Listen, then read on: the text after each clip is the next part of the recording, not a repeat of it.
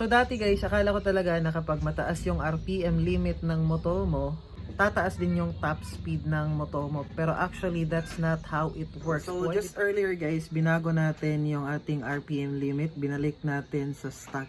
And siguro maraming magtataka sa inyo kung bakit nga binalik natin yung ating stock na RPM limit. Kasi dati yung motor natin is naka 11k RPM limit. Ito yung video kung saan binago ko yung ating RPM limit at binalik natin sa stock. So kapag naka RPM limit or naka high RPM limit yung motor mo ngayon, mapapansin mo na mataas yung makukuha mong speed kapag nasa 3rd or 4th gear ka, unlike nung hindi mo pa binago yung RPM limit mo. Example, nung stock pa yung RPM limit mo, yung 3rd gear mo is nasa around 80 kph lang. Pero ngayon, nag-unlock ka ng RPM limit, ginawa mong 11 or 12,000, sa 3rd gear, makukuha mo na yung 90 kph.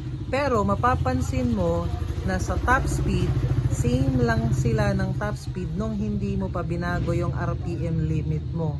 Kasi nga, may explanation dyan. So, sa mga 2 valves engine na po to, kagaya ng sa Rossi Flash natin, ang mga ganitong klaseng motor, yung peak power nila is nasa around 9,000 to 9,800 RPM.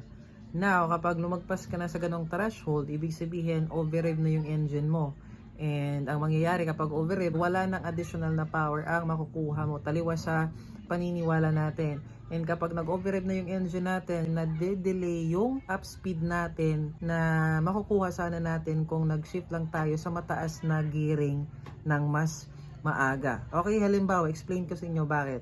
So, dati, yung sa stock RPM pa, yung 3rd gear nyo is nasa around 80 kph. Kasi yan yung sa stock na Rossi Flash natin na 1445 yung sprocket combination. So sa 80, I mean yung 3rd gear is naglilimit siya sa 80 kph. Now, ngayon nagtaas ka ng RPM limit, ginawa mong 11,000, yung 3rd gear mo is nasa around 88 kph na. So bakit mas mataas ngayon yung nag-unlock ka na ng RPM limit or nagtaas ka na ng RPM limit?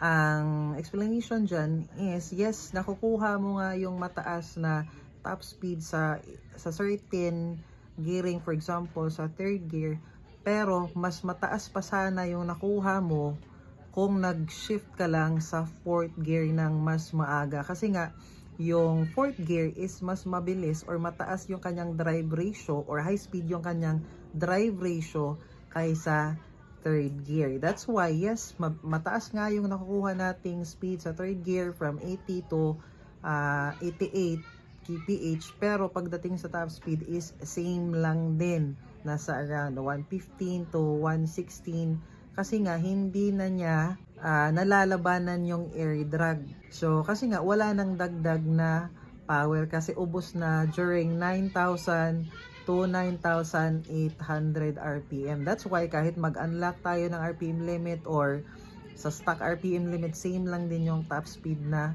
makukuha natin. So now, kasi makulit kayo, ano ba ang advantages na makukuha natin kapag nagtaas tayo ng RPM limit? Well, to tell you honestly, wala kang makukuhang advantages. Disadvantage, marami. Una, yung longevity ng engine mo is naapektuhan. So, posibleng hindi tumagal yung buhay ng motor mo. Madaling masira. Pangalawa, kung minalas-malas ka, posibleng magbanggaan yung valve at piston mo. Yan yung tinatawag na valve float. So, hindi lang talaga posible guys. Mataas talaga yung tsansa na magbanggaan yung valve at saka piston ng motor mo.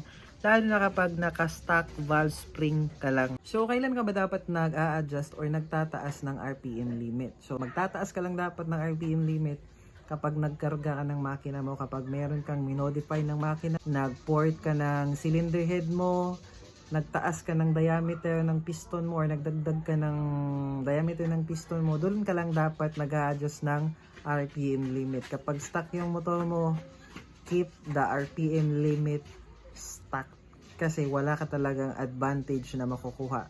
Disadvantage, marami.